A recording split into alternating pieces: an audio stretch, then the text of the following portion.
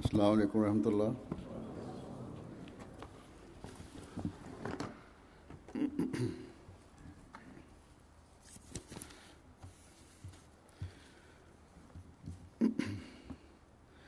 Ashhadu an la ilaha illallah wahdahu la sharika lahu وأشهد أن محمدا عبده ورسوله أما بعد فأعوذ بالله من الشيطان الرجيم بسم الله الرحمن الرحيم الحمد لله رب العالمين الرحمن الرحيم مالك يوم الدين إياك نعبد وإياك نستعين اهدنا الصراط المستقيم صراط الذين أنعمت عليهم غير المغضوب عليهم ولا الضالين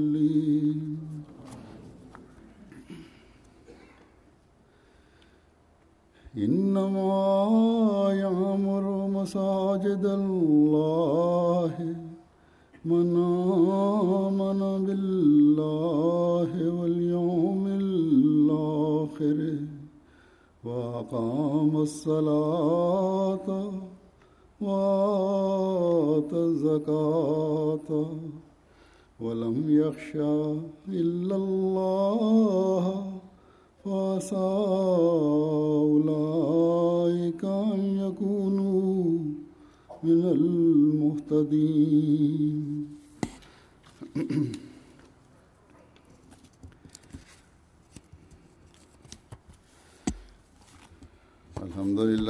Alhamdulillah, hari ini sesudah menunggu panjang, Jemaat Ahmadiyah Norway mendapat taufik untuk membuka masjidnya yang cantik ini.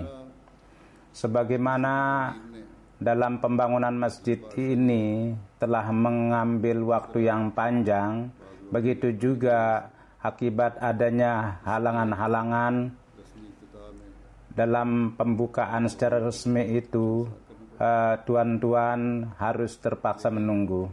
Tetapi pembukaan secara resmi ini hanya merupakan pernyataan rasa syukur dan pernyataan kita kepada dunia. Kalau tidak pembangunan masjid dan dengan pembukaan secara resmi ini, tidak ada hubungan yang tanpa itu masjid dikatakan tidak sempurna. Jadi hari ini kedatangan saya kemari dan menunaikan sholat Jumat dan menyampaikan khutbah dan di hadapan bersama orang-orang dan bersama tamu. Sore insya Allah akan ada acara dengan para tamu. Kebaikan ini yang sebagai rasa syukur kita yang Allah Ta'ala telah anugerahkan kepada Jemaat Ahmadiyah Norway dalam corak masjid ini, pembangunan masjid ini. Ini pun juga merupakan perintah Allah bahwa nikmat-nikmatnya itu sambil kita bersyukur kita menjelaskan itu, supaya sebagai dampak dari rasa syukur itu yang dari hati seorang mukmin untuk Tuhan itu terlahir, Allah Subhanahu wa taala tambah lebih Dia anugerahkan kita dijadikan sebagai pewaris dari nikmat-nikmatnya, anugerah-anugerahnya. Rasa syukur ini yang dimana dengan melakukan sholat kita lakukan meramaikan masjid ini, dan rasa syukur ini untuk dengan penzahiran secara lahiriah inilah yang disebut yakni kedatangan para tamu dan resepsi dengan tamu atau pengumuman untuk pembukaan. Tapi rasa syukur yang hakiki daripada pembangunan adalah meramaikan masjid. Jadi ini hal penting ini setiap orang Ahmadi hendaknya senantiasa memperhatikannya. Dan kemudian hak penunaian ini tidak ditinggalkan tanpa ganjaran. Ganjaran sedemikian rupa banyaknya di dunia ini tidak bisa dibayangkan dan tidak bisa dibayangkan oleh manusia. Di dalam sebuah hadis, untuk orang-orang yang seperti itu, yang untuk meramaikan masjid, hak masjid atau untuk menunaikan hak masjid, mereka pergi pagi, sore. Disebutkan dalam hadis Hazrat Abu Hurairah radhiyallahu anhu menjelaskan bahwa Rasulullah sallallahu alaihi wasallam bersabda bahwa barang siapa yang pergi ke masjid pagi sore, maka Allah Subhanahu wa taala di surga akan disambut sebagai tamu. Dia akan dipersiapkan penyambutan sebagai tamu. Jadi demi untuk Allah, untuk orang yang membangun masjid demi untuk Allah, di surga untuk penyambutannya sebagai tamu Allah Ta'ala persiapkan. Pergi setiap hari, pergi ke masjid 5 waktu, Tuhan menyiapkan sarana penyambutan. Kemudian seorang yang hidup 40, 50 tahun, 60 tahun lalu menunaikan sholat, untuk tamu yang seperti itu betapa Allah Subhanahu wa taala menyediakan sarana.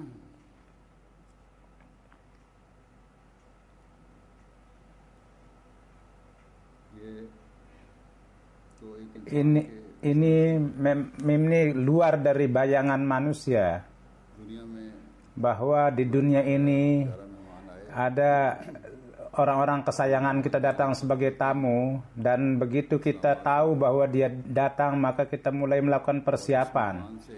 Dan dengan tamu itu seberapa kecintaan yang hubungan kita, maka sesuai dengan itu kita menyambutnya sebagai tamu dengan cara yang sebaik-baiknya. Pada kita terbatas sarana-sarana itu, tetapi pada Tuhan yang sarana-sarananya tidak ada batasnya, yang rahmatnya itu tidak ada batasnya, yang penyambutannya kepada tamu tidak ada batasnya, maka bagaimana untuk hambanya yang menyembahnya, bagaimana dia menyediakan sarana penyambutan itu?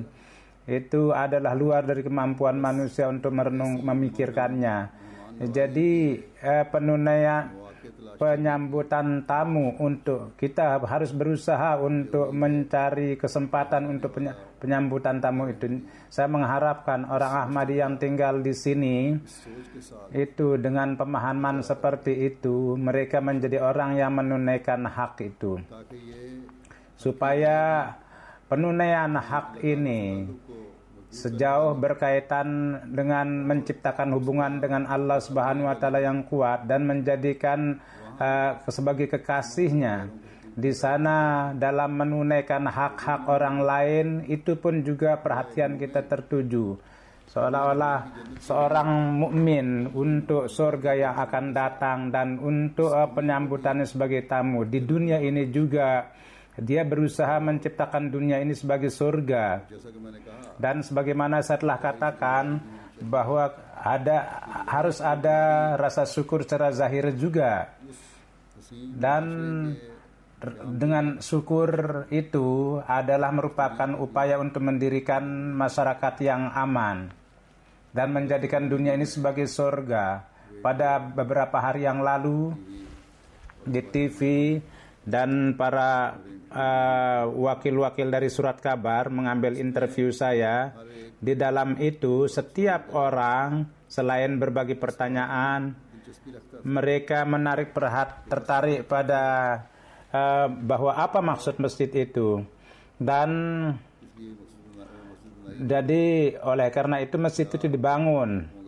Apa yang akan terjadi di sini? Apa perasaan-perasaan Tuhan yang sensitif? Maka jawabannya saya adalah bahwa untuk menjadikan lingkungan menjadi aman, tentram, dan memenuhi satu dengan yang lain dengan kecintaan, dan menjadikan dunia ini sebagai gambaran dari surga, dan itu sejalan dengan menyembah Tuhan yang Esa, ajaran Islam yang cantik, dengan menzahirkan dalam kehidupan kita, menjadikan dunia ini sebagai tempat yang aman.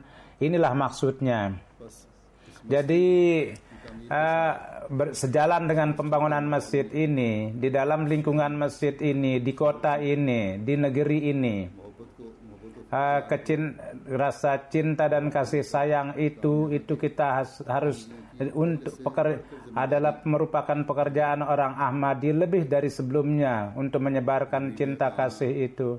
Kedatangan media, kemudian mengambil interview dan TV Surat Kabar dalam bentuk yang positif. Mereka menyebutkan tentang pembangunan masjid ini. Kemudian sebagaimana setelah katakan bahwa itu lebih mendatangkan rasa terima kasih kepada kita, dan itulah hendaknya yang terjadi dalam diri kita. Allah Subhanahu wa taala ganjaran daripada pengorbanan kalian akan Dia anugerahkan dalam corak ini, bahwa akhirnya media massa pun tertarik mendapat perhatian, dan pada umumnya dalam corak yang bagus mereka itu menyebutkan tentang jemaat dan masjid.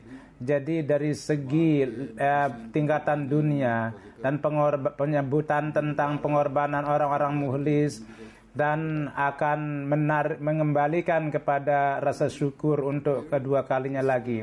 Dan kemudian dengan menunaikan hak rasa syukur itu, manusia tambah kepada Allah, kepada nikmat-nikmat Tuhan itu dia dapat.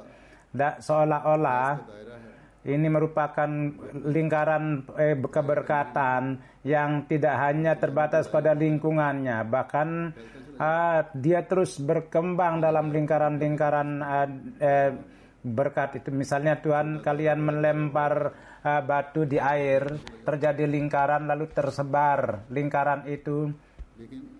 Tetapi keindahan daripada lingkaran itu, yakni ketika daerah itu lingkaran itu sampai kepada puncaknya, dia tidak terbatas sampai di situ saja. Bahkan ketika manusia kehidupannya itu, kebaikan itu terus berjalan, maka lingkaran itu akan terus mengalir, maka di akhirat kelak, dan ketika manusia berakhir mati, maka itu di akhirat akan terus menyebar. Jadi masjid ini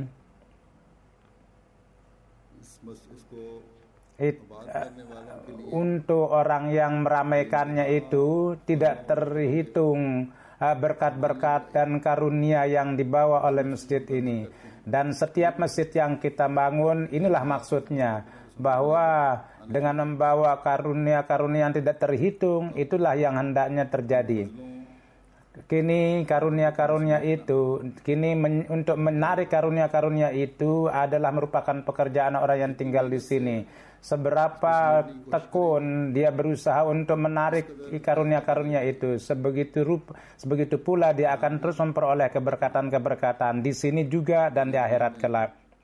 Di dalam Al-Quran, untuk orang yang meramaikan masjid didapatkan dalam ayat ini, yaitu yang terjemahnya adalah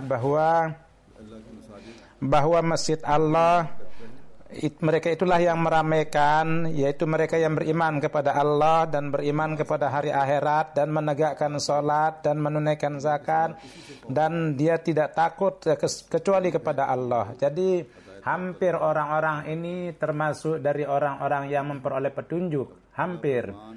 Jadi kini beriman kepada Allah, syaratnya inilah syarat yang paling penting. Iman ini tidak cukup hanya dengan mengucapkan dengan mulut. Bahkan Allah Subhanahu wa taala untuk orang mukmin dan beriman itu ada tanda-tandanya yang dia beritahukan. Tidak hanya ikut serta dalam Islam tidak menjadikan orang menjadi mukmin selama amalnya itu tidak berusaha dia lakukan dalam bentuk orang yang beriman. Ketika orang-orang kampung di Arab itu datang dan mereka mengatakan kami beriman, maka Allah berfirman, jadi dengan bersabda kepada Rasulullah sallallahu alaihi wasallam, berfirman kepada Rasulullah, katakanlah, qul lam tu'minu walakin qulu aslam, katakanlah, jangan kamu mengatakan bahwa kami beriman, bahkan katakanlah bahwa kami secara zahir telah menerima Islam dan telah menyatakan rasa berserah diri kami, kesetiaan kami. Dan tanda iman itu yang diberitahukan adalah bahwa taatlah kepada Allah dan Rasul dengan benar. Hari ini di kalangan orang bukan Islam itu mereka itu membidik bahwa kalian itu bukan Islam katanya. Padahal kita adalah orang yang sambil taat pada Allah dan Rasul telah mengimani imam zaman. Dan itaatan yang sempurna ini menjadikan kita sebagai orang muslim yang benar dan mukmin yang benar. Kendati orang-orang Islam lainnya memang terus akan mengatakan kita bukan Islam, tapi akibat dari keitaatan ini Allah Subhanahu wa taala dan akibat dari perintah Allah dan Rasulnya, kita adalah orang mukmin yang sejati. Kita kini hari orang Ahmadi dijadikan sebagai sasaran kezaliman, tapi orang-orang Ahmadi tidak berbalik dari imannya, tidak ingkar dari imannya. Apakah kita beriman secara hakiki atau yang lain? Kita kepada orang mengatakan la ilaha illallah Rasulullah tidak kita katakan sebagai orang bukan Islam, namun kita pasti akan mengatakan bahwa Al-Quran menyatakan orang yang berimannya hakiki adalah mereka dengan itaat kepada segala sesuatu, dia menciptakan kekuatan dalam imannya dan terus dia menciptakan keteguhan setiap hari menjadi faktor untuk penambah imannya, dan selama itu kita terus usaha dan berusaha maju dalam kebaikan, maka dan kita berusaha berjalan kepada apa yang diberitahukan oleh Allah dan Rasul, maka kita akan termasuk dalam golongan orang mukmin yang hakiki. Dan oleh karena itu kita fatwa maulwi dan keputusan mukmin pemerintah, kita tidak memerlukan sertifikat dari pemerintah atau dari mulla, dan kita tidak perlu.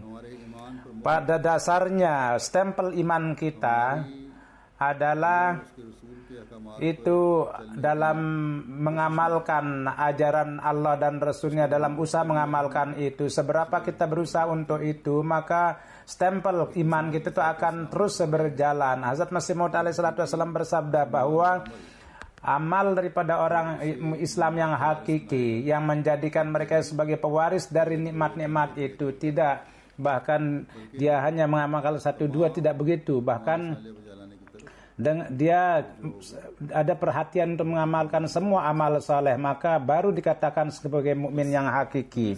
Jadi kita jangan hanya gembira dengan hal bahwa kita telah beriman kepada imam zaman dan telah beriman kepada Masih Maud, itu cukup. Memang kita dibandingkan dengan orang Islam lain dalam itaat kepada Allah dan Rasul, kita sudah melangkah satu langkah lebih depan. Tetapi kehidupan ini adalah untuk seterusnya dan mencari keredaan Allah dan Rasulnya dan maju dalam iman. Untuk terus maju dalam iman itulah hidup itu. Dan inilah maksud daripada diciptakannya manusia. Beribadahlah dan terus maju dalam ibadah itu. Jadi seorang mukmin tidak bisa duduk di satu tempat. Allah Subhanahu wa taala, keistimewaan yang dijelaskan oleh Allah Subhanahu wa taala tentang orang mukmin itu ada, saya sampaikan beberapa hal. Allah berfirman bahwa tanda orang mukmin yang paling besar adalah bahwa asyaddu hubban lillah, yakni yang paling besar itu mereka mencintai Allah. Kecintaan mereka kepada Allah itu yang paling besar.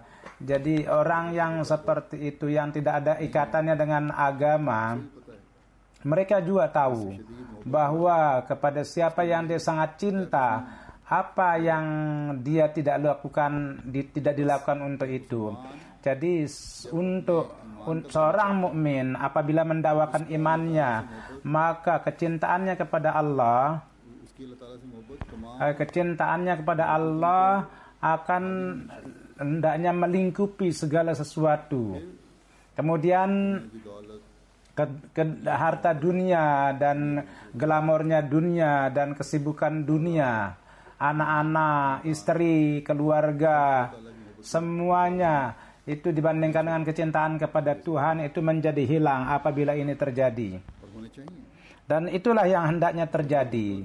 Dan ketika kecintaan ini terjadi untuk Tuhan, maka ibadat orang yang seperti itu akan menjadi murni.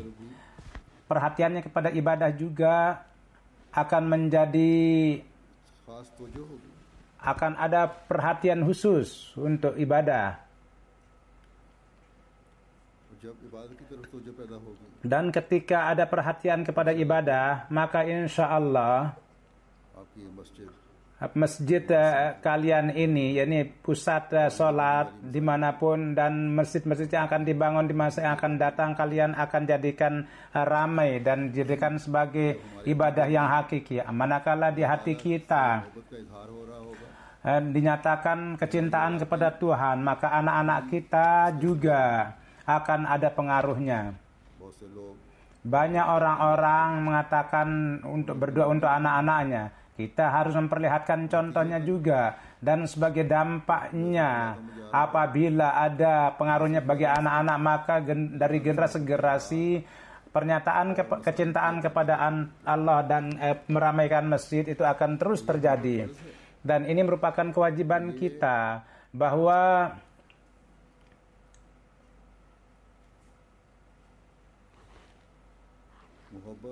kecintaan kepada Tuhan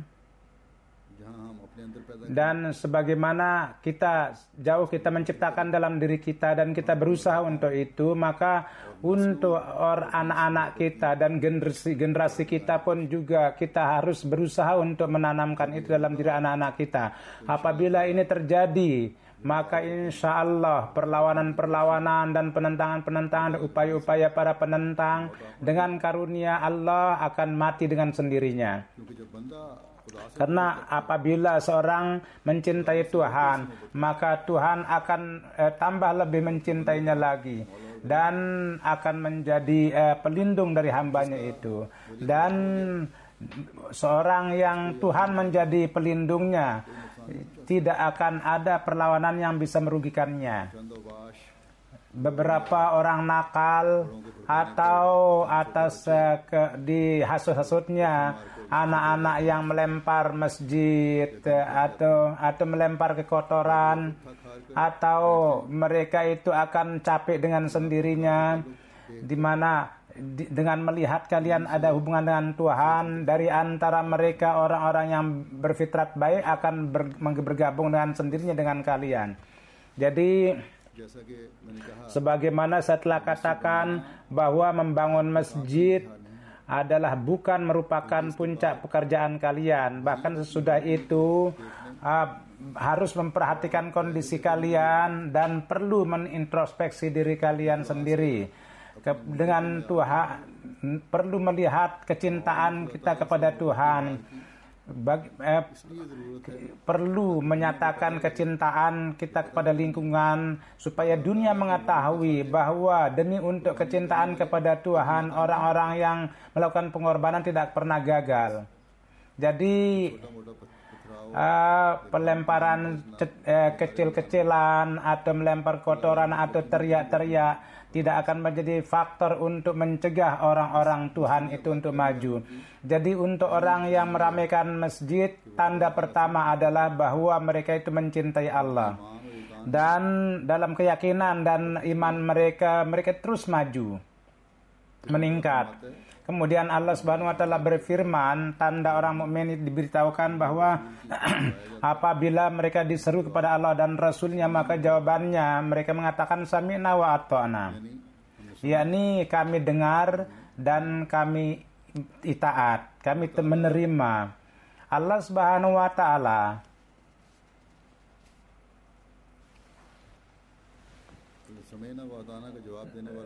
orang yang menjawab kata-kata sami'na wa ata'na, mereka dikatakan ulaika humul muflihun, mereka itulah orang yang menang.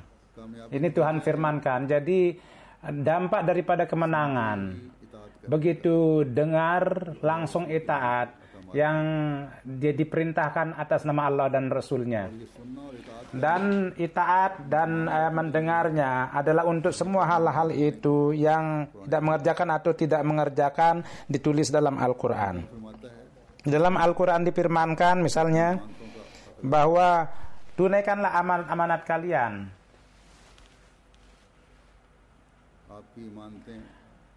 Amanat kalian adalah merupakan tanggung jawab kalian. Tanggung jawab itu terjadi pada manusia sebagaimana dia berusaha untuk melaksanakannya, begitu juga amanat. Apa yang diamanatkan kepada kalian melakukan itu kepada kalian diperintahkan para pengurus, maka memberikan waktu untuk jemaat dan sambil berjalan menjalankan keadilan dan berusaha menunaikan hak-hak warga jemaat. Inilah hal-hal itu. Seorang pengurus bukan merupakan pengurus dunia yang menyuruh bekerja atas dasar kekuatan, bahkan dia adalah khadim. Itu tersebut juga dalam hadis bahwa pimpinan bangsa adalah khadim dari bangsa itu. Jadi perlu meningkatkan gejolak penghidmatan ini, maka baru hikmat, yaitu amanat yang diserahkan kepada kalian itu kalian dapat menunaikan haknya. Sebagian orang datang kepada saya bahwa saya ini adalah menjabat kedudukan ini. Seumumnya saya mengatakan bahwa katakanlah penghormatan ini yang diserahkan kepada saya. Memang yang lain boleh saja mengatakan pengurus, tapi dia harus sendiri mengatakan dirinya hadim. Dan Tuhan, ini merupakan kebaikan Tuhan bahwa Tuhan telah memberikan taufik untuk berkhidmat. Karena dengan mengatakan jabatan itu berbeda dalam pemahaman, pemikiran. Jadi rasa besar itu akan tambah lebih banyak, dan rasa besar yakni akan perasaan sebagai pimpinan itu terjadi dalam diri. Sedangkan pengurus jemaat adalah merupakan khadim. Dan apabila seorang pengurus menunaikan amanatnya, maka baru dia menjadi penolong daripada khalifah yang secara hakiki. Menghormati pengurus dan memuliakan mereka merupakan kewajiban warga jemaat, dan tetapi itu hanya mereka lakukan adalah bahwa karena mereka para pengurus itu mempunyai ikatan dengan khalifah, dan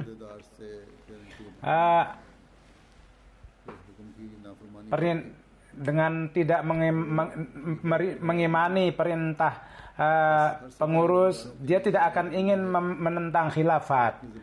Jadi tanggung jawab, berusahalah menunaikan tanggung jawab itu. Setiap pengurus itu sikap mereka, pembicaraan mereka, standar ibadah mereka hendaknya berbeda dengan orang lain. Ada perbedaannya hendaknya. Misalnya pengurus lajnah, maka perintah-perintah yang misalnya perintahnya itu adalah parda, itu harus diperhatikan. Kalau tidak, mereka tidak menunaikan hak amanatnya itu. Ada perintah-perintah lain, ada perintah yang ada yaitu perintah parda. Berkenaan dengan Norway, ada laporan mengenai parda itu terjadi. Hazrat Khalifatul Masih Salis radhiyallahu taala rahimahullah sangat memperingatkan, sebagaimana Hazrat Khalifatul Masih Rabi bin pun juga memberikan pengertian. Tapi kalau kalian, ya ini para pengurus, kalau kalian tidak melakukan standar pardah yang benar, kebiasaan bertemu dengan laki perempuan itu bebas, pergi ke rumah satu dengan yang lain itu bebas, tidak melakukan pardah, padahal itu tidak ada ikatan keluargaan, itu karena itu adalah saudara saya atau paman saya atau itu, oleh karena itu tidak perlu hijab atau parda, kalian menganggap itu, atau ada ikatan-ikatan keluargaan. Jadi Al-Quran itu menafikan itu, dan bagi seorang mukmin itu ditekankan bahwa pardah kalian dan itu adalah wajib bagi kalian. Rasa malu, menyatakan malu adalah merupakan keagungan kalian. Kalau dalam setiap kalangan jemaat, yakni pengurusnya itu, baik itu ranting negara atau kalau pengurus itu membenarkan pardahnya dan sikap-sikapnya itu sesuai dengan ajaran Islam mereka lakukan, maka tingkatan masyarakat kalangan yang khusus akan menjadi contoh, dan untuk lingkungan dan masyarakat itu akan menjadi contoh. Penunaian amanat baru akan terjadi. Parda itu adalah sejalan dengan bekerja dia menunaikan hak parda itu. Dalam mulakat saya dapat mengetahui keadaan parda ketika kita melihat nikabnya, bahwa dapat diketahui bahwa sudah lama dia tidak menggunakan nikab itu, sehingga dia kini susah untuk menggunakan itu. Jadi pengurus juga dan orang Ahmadi umumnya juga ini merupakan kewajiban mereka bahwa harus menunaikan hak amanatnya. Dewasa ini dalam pandangan pemahaman, jadi orang yang modern berpikir bahwa kini katanya parda itu tidak perlu atau hijab itu tidak perlu, dan ini merupakan perintah sudah lama, sudah tua.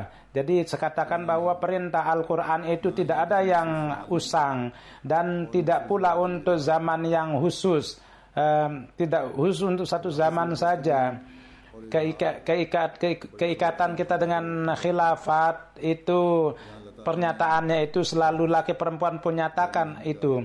Jadi sejauh Allah menyatakan tentang berjalannya ibadat, itu disyaratkan juga dengan amal soleh, yakni hal-hal itu diikatkan dengan amal soleh, dikaitkan dengan amal soleh, punya ikatan dengan amal soleh. Di mana di dalam surat An-Nur dua ayat sebelumnya dijelaskan bahwa janganlah kalian mendakwakan bahwa kami akan melakukan ini, akan melakukan itu.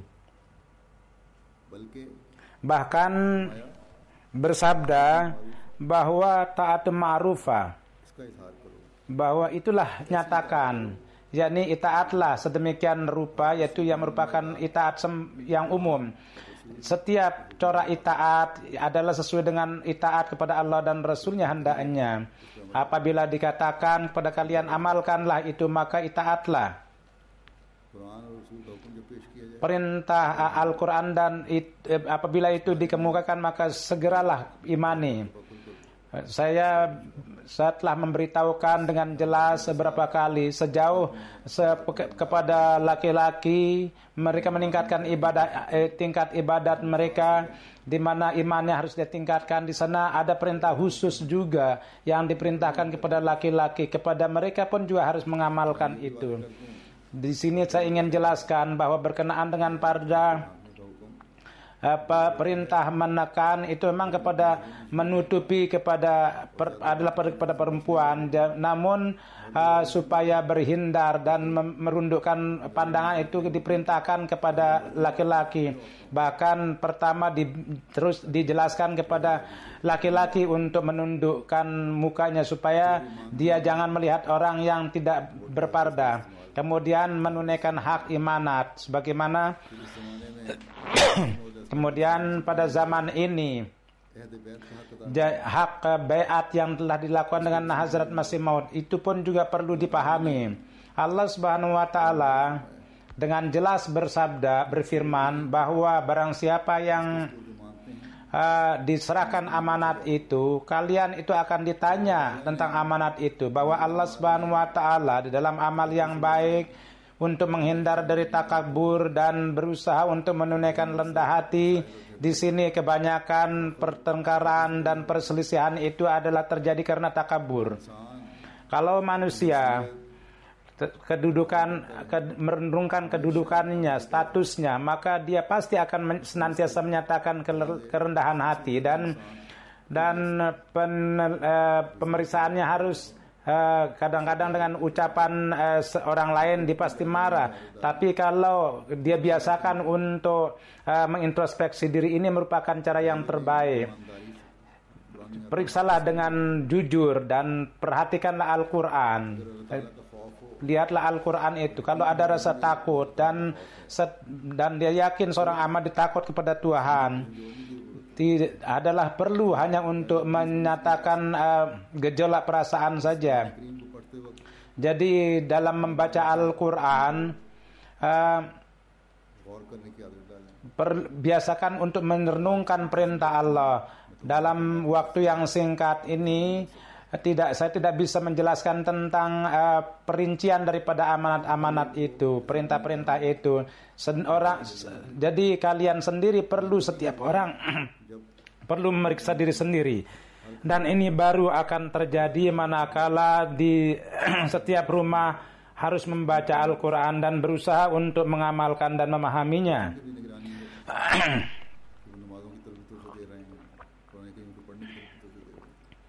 Ada perhatian kepada anak-anak juga dan bagaimana dia membaca Al-Quran. Jadi orang Ahmadiyah mendakwakan dia beriman kepada Allah, hendaknya ingat bahwa pendakwaan iman baru akan sempurna apabila beriman juga kepada hari akhirat dan yakin. Dan ini jelas bahwa sesudah wafat itu akan ada kehidupan, di mana untuk dunia ini pekerjaan yang dilakukan di dunia ini akan dihisab, di mana akan ada keputusan terakhir. Di sana akan ada keputusan jazas, hukuman dan ganjaran. Dan diberitahukan juga tentang tanda-tandanya bahwa kehidupan sudah mati, dan di sana hisab kitab juga itu dianggap benar. Dan ketika dianggap benar, maka di mana dia menunaikan hak ibadat di masjid, di sana dia akan berusaha juga untuk mengamalkan hukum-hukum yang lain supaya menjadi pewaris dari karunia Allah dan menjadi pewaris dari hadiah-hadiahnya. Kemudian dikatakan apabila sempurna iman kepada Allah dan manusia itu yakin kepada itu, bahwa pada akhirnya dia harus akan ada tanya jawab, bahwa manusia akan dengan murni tunduk kepada Allah dan semua perhatian kepada Allah, dia akan beribadah kepada Allah. Dan di dalam hadis dikatakan ibadat yang terbaik adalah salat.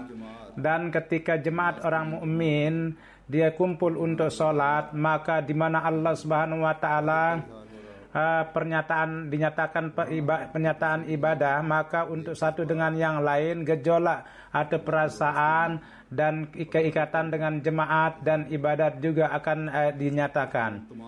Kemudian semua amal-amal baik itu baru ada perhatian yang kaitannya adalah dengan hak Allah atau dengan hak makhluknya. अल्लाह ताला के पैगाम Amanat Allah Subhanahu wa taala, फैलाने का हक अदा कर jadi hak daripada menyebarkan amanat Allah Subhanahu wa taala untuk menunaikan hak-hak makhluk. Karena itu senantiasa perlu ada sarana-sarana. Oleh karena itu untuk orang yang meramaikan masjid अमलों के जिक्र में di dalam amal-amalnya, inilah hal yang penting yang disebutkan oleh Allah, bahwa mereka itu merupakan orang yang menunaikan zakat dan merupakan orang yang melakukan pengorbanan dan amalnya itu tidak dia batasi. Bahkan dalam menunaikan hak-hak makhluk, mereka dia belanjakan dari hartanya, di mana dikatakan sebagai नमाज के क़याम के साथ sejalan dengan penegakan sholat, itu disebutkan pada umumnya adalah pengorbanan harta, supaya di mana keperluan-keperluan agama itu perlu, maka kepada orang yang tidak, jadi membangun masjid dan orang yang meramaikan itu adalah orang yang bangun tidurnya adalah untuk meraih keredaan Allah Subhanahu wa taala. Di dalam hatinya rasa takut kepada Tuhan dan takutnya kepada Tuhan, ada rasa takutnya kepada Tuhan dengan kasih sayang yang ada dalam dirinya kepada Tuhan, dan kemudian rasa takut ini akan membawa dia kepada kebaikan, मज़ीद ले जा रही है akan tambah lebih membawa dia kepada kebaikan, rasa takut itu. Jadi itulah orang yang berada dalam petunjuk yang di mana Allah Subhanahu wa taala hitung dalam kelompok orang yang mendapat petunjuk. Dengan karunia Allah Subhanahu wa taala, jemaat Norway telah memberikan pengorbanan yang besar, dan untuk Masjid Nasr kurang lebih mereka telah memberikan 168 miliar. Ada yang diberikan dari pusat dan sebagian juga diberikan untuk dikorbankan dari pihak jemaat.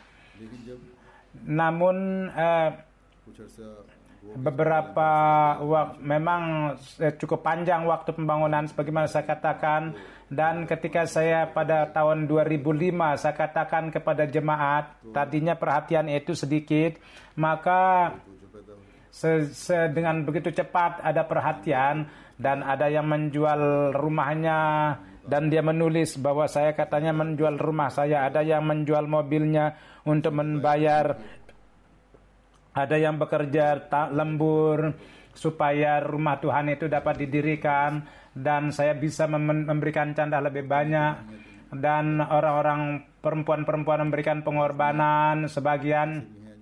Ada di antara mereka yang kendati bisnisnya itu terhenti, mereka memenuhi janji mereka. Mudah-mudahan Allah memberikan keberkatan kepada harta orang yang memberikan pengorbanan bisnis mereka itu. Akibat kondisi dewasa ini ada kerugian, mudah-mudahan Allah memberikan keberkatan kepada mereka. Saya mengharapkan bahwa semua pengorbanan-pengorbanan ini adalah dengan pemahaman itu, bahwa kita akan meramaikan masjid dan meramaikan itu dengan cara yang Tuhan beritahukan. Di dalam iman kalian itu perlu dengan menyempurnakan itu di dalam diri kalian, rasa takut kepada Allah, kalian ciptakan rasa takut itu dalam kalian berpikir, harus hanya berpikir untuk menunaikan hukukul ibad itu, dan sambil memperoleh standar daripada iman itu dan kecintaan kepada kita, sambil berusaha untuk menciptakan begitu juga dalam zaman ini, sebagaimana Tuhan telah berbuat baik kepada kita. Dia telah mengirim pencinta sejati Rasulullah sallallahu alaihi wasallam dengan berpegang teguh kepada tangannya, dan untuk menjalankan misinya kita berusaha sepenuhnya dalam menyampaikan amanat, mempunyai perhatian untuk dawati ilallah. Jadi sebagaimana saya telah katakan bahwa ini merupakan tanggung jawab besar yang diberikan kepada kita, yakni masjid ini. Setelah membangun masjid, kita tidak tanggung jawab itu kita tambah perluas pada diri kita. Kalau tanggung jawab ini kita tidak tunaikan, maka kita akan jauh dari kasih sayang Tuhan. Mudah-mudahan jangan sampai terjadi seperti itu. Jadi sejauh untuk kita ini merupakan kegembiraan yang sangat besar bahwa di Norway itu dibangun masjid yang pertama di Norway. Di sini ada kekhawatiran juga. Mudah-mudahan setiap orang Ahmadi dengan memperhatikan kekhawatiran ini, mereka menunaikan kewajiban-kewajiban mereka, mereka menunaikan tanggung jawab mereka dengan memberikan uang banyak dalam pembangunan masjid ini, itu dan dia menjadikannya itu cantik. Dan membelanjakan ratusan ribu kron, ada yang memberikan furniture, ada yang memberikan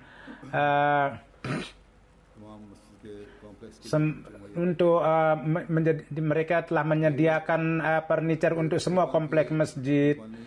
Jadi jangan sampai terjadi ini merupakan pengorbanan hanya satu kali. Jangan hendaknya gembira hanya dengan memberikan furniture yang baik. Janganlah menganggap bahwa itu cukup untuk kita. Bahkan kita harus menegakkan kecantikan yang sejati, yaitu didapatkan dari mendirikan sholat 5 waktu. Di satu tempat Hazrat Masih Maud di hadapan Masih Maud alaihi salatu wasallam disebutkan tentang pembangunan masjid. Maka beliau bersabda bahwa kecantikan perhiasan masjid tidak dengan bangunannya, bahkan adalah dengan orang-orang yang sholat, yang menunaikan sholat dengan ikhlas. Kalau tidak, semua masjid ini akan menjadi kosong. Pada saat itu masjid-masjid ramai kosong. Masjid Rasulullah SAW kecil dibuat dari ranting-ranting korma, dan pada saat hujan itu terjadi bocor-bocor, dan keramaian masjid dengan orang yang sholat. Pada zaman Rasulullah SAW, orang-orang dunia membangun sebuah masjid, dan dengan perintah Tuhan itu dirubuhkan, disebut masjid darar. Jadi masjid yang merugikan. Tanah masjid itu telah diratakan. Jadi berkenaan dengan masjid adalah dibangun atas dasar takwa. Jadi ini ketakwaanlah yang kita harus ciptakan dalam diri kita, dan berkali-kali Hazrat Masih Maud alaihi salatu wasallam telah nyatakan. Di satu tempat beliau bersabda, di dalam Al-Quran mengajarkan ketakwaan, dan inilah tujuan daripada Al-Quran itu. Kalau ketakwaan manusia, kalau manusia tidak melaksanakan ketakwaan, maka sholat-sholatnya pun juga tidak ada gunanya, dan mereka tempat mereka adalah neraka. Disabdakan bahwa kalau tidak ada ketakwaan, maka faedah sholat itu tidak ada faedahnya. Bahkan sholat-sholat akan membawa kepada neraka. Kemudian beliau bersabda bahwa semua akarnya itu adalah takwa dan kesucian. Dari itu iman itu akan mulai, dan dari itu akan diairi. Jadi iman itu dapatkan dari takwa, dan iman meningkat pun karena ketakwaan. Yakni sebagaimana tanaman itu diberikan air, begitu juga takwa itu akan meningkat dengan iman. Dan gejolak itu menjadi tertekan. Jemaat ini adalah ditegakkan untuk takwa. Jadi ini banyak sekali tanggung jawab yang diberikan kepada kita, karena medan takwa itu sama sekali kosong. Jadi barang siapa yang bertakwa, maka itu bersama kita.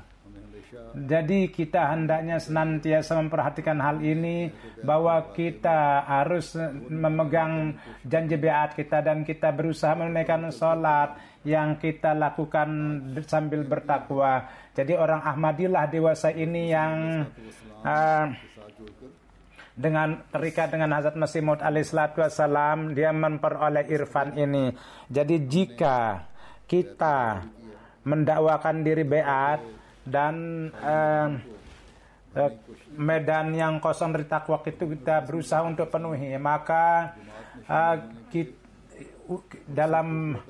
kita akan tidak akan menjadi orang yang memenuhi maksud kebangkitan Masih Maud, karena beliau bersabda bahwa jemaat ini dijadikan untuk ketakwaan. Mudah-mudahan Allah orang jemaat memahami akan tanggung jawab ini di negeri ini yang merupakan rumah syirik. Kalau kita bertakwa dan kita tidak menunaikan tanggung jawab kita dan maksud beat kita itu tidak kita pahami, maka kita pada pandangan Allah Subhanahu wa taala pasti akan dihukum. Mudah-mudahan Allah mengasihani kita dan kita dimasukkan dalam golongan orang-orang yang ada kasih sayang Tuhan kepada mereka. Atau tentang data-data pembangunan Masjid Nasr itu juga ada di hadapan saya. Itu luas tanah masjid adalah 9.563 dan kemudian bangunannya itu 770 meter. 7.700. Kemudian di bagian laki-laki itu adalah 800 murabba persegi, kurang lebih bisa 1.400 orang sholat. Di galeri ada bisa 500 orang sholat. Di bagian perempuan ada 850 orang bisa sholat. Kemudian ada di bawah itu hall aula juga yang dibangun sebelumnya yang sudah lama menganggur, itu bisa 800 orang sholat, 850 orang yang bisa sholat. Begitu juga ada apartemen juga, itu rumah misi. Di dalam itu ada draining room, kemudian ada kamar, 3 kamar. Begitu juga Masjid Bainun Nasr itu data-datanya itu adalah bahwa semuanya disatukan itu 2.250 orang bisa sholat di dalamnya. Dan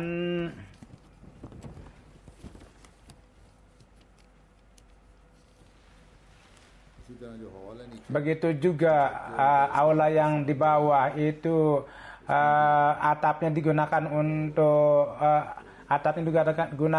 teras, dan kadang-kadang 800 orang bisa sholat di situ.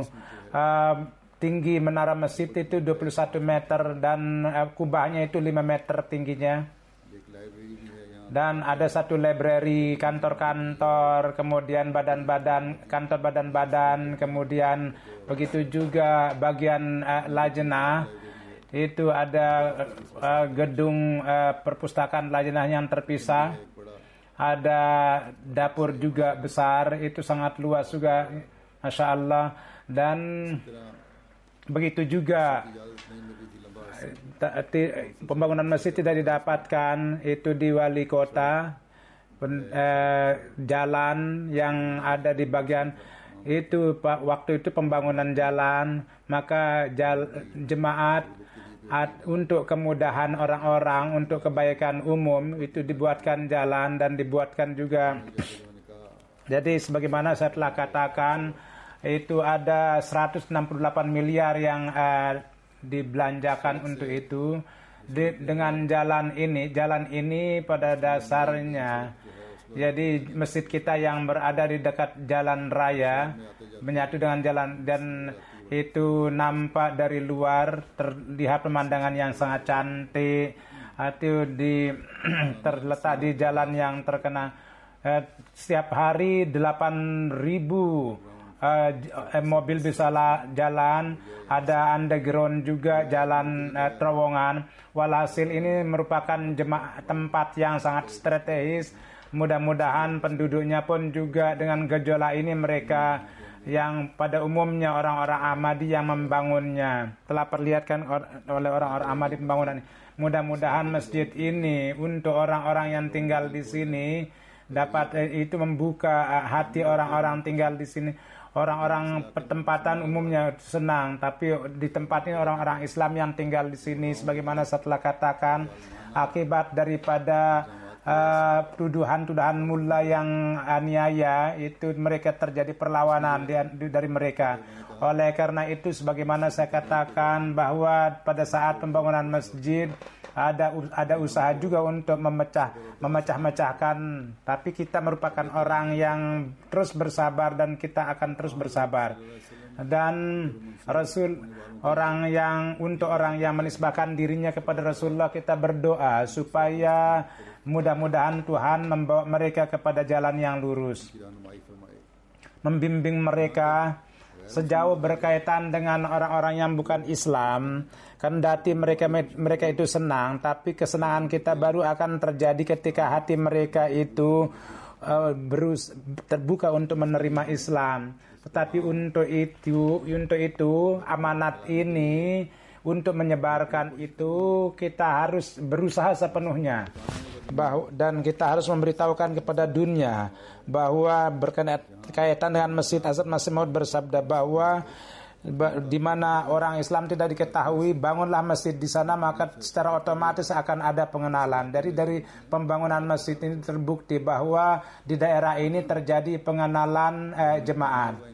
Dan kita harus memberitahukan kepada orang-orang itu bahwa masjid merupakan tempat yang di mana di Tuhan yang Esa itu disembah. Dan orang yang beribadah secara hakiki kepada Tuhan itu tidak akan bisa jadi masjid-masjid kita, dan hendaknya senantiasa di setiap tempat, dan masjid ini hendaknya akan menyebarkan kecintaan dan kasih sayang. Mudah-mudahan dalam pembangunan masjid ini kita dapat memenuhi tujuannya, dan ketakwaan kita pun juga, dan kita menjadi orang yang meningkatkan ketakwaan kita.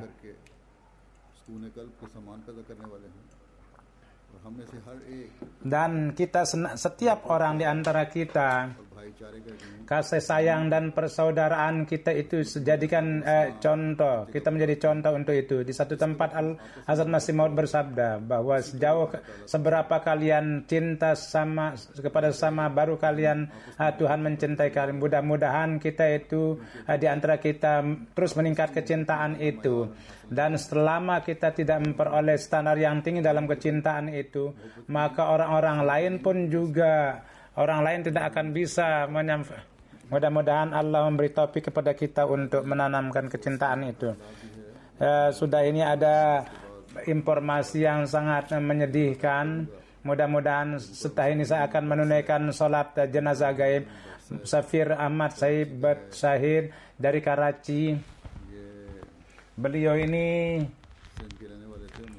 tinggal di Sindh, lahir tahun 72. Beliau FA di situ, dan sudah itu bapak beliau Hafiz Abdul Wahid Sahib Muhafid, beliau penjaga bodyguard Hazrat Masih Maud alaihi salatu wassalam, bodyguard Hazrat Khalifatul Masih Sani. Beliau itu wakaf zindagi juga.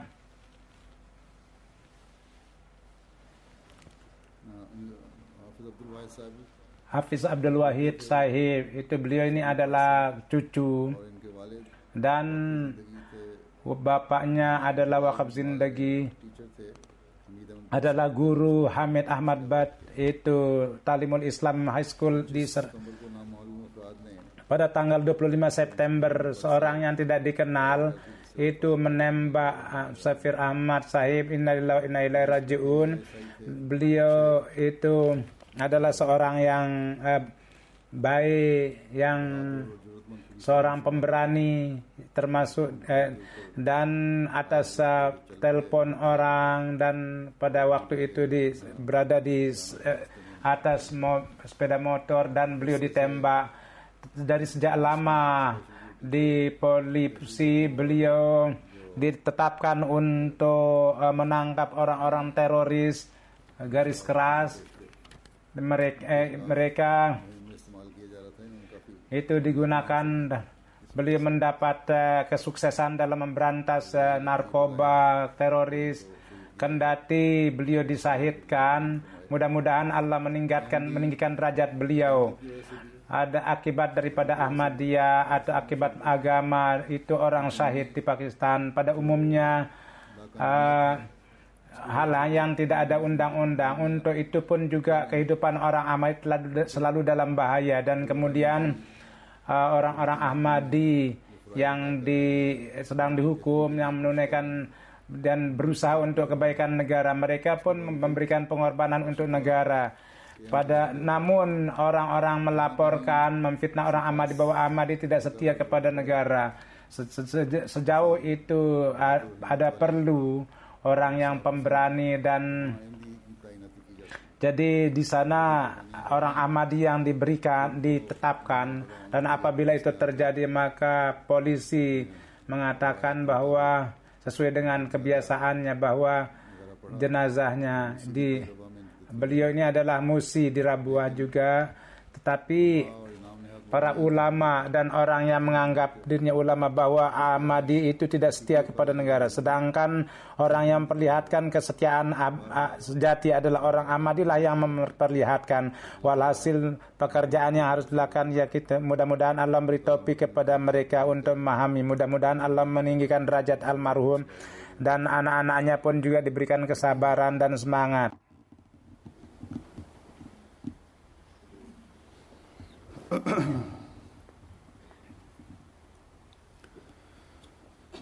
Alhamdulillah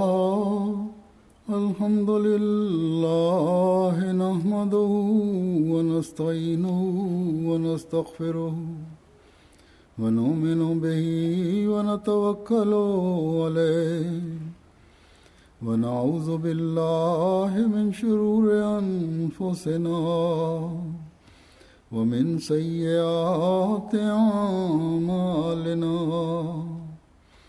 من يهده الله فلا مضل له ومن يضلل فلا هادي له ونشهد أن لا إله إلا الله ونشهد أن محمدًا عبده ورسوله عباد الله رحمكم الله إن الله يأمر بالعدل والإحسان وإيتاء ذي القربى